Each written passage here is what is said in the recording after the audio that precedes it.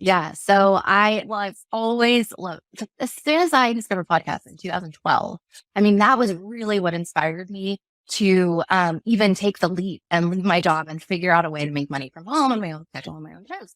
And so I started back then.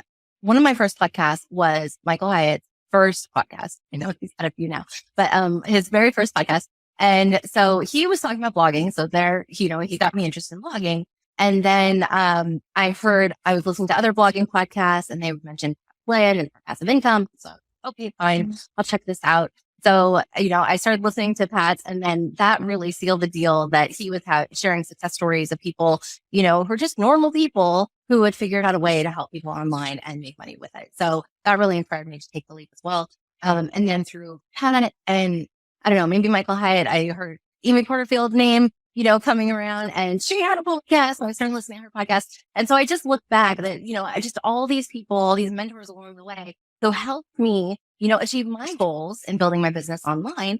I developed a relationship, using them as my virtual mentor, through their podcast. And that's how it all started. And so that was really the desire for me to have my own podcast, to build a relationship with my potential clients, potential customers, and really just, share what I was learning, whether it's, about Facebook ads or other things in my business, building a team, scaling, all the challenges that we face. And then, I just love the part of bringing on other experts to have conversations like this and to share their expertise. So I love, hanging out with other entrepreneurs, other people building things online.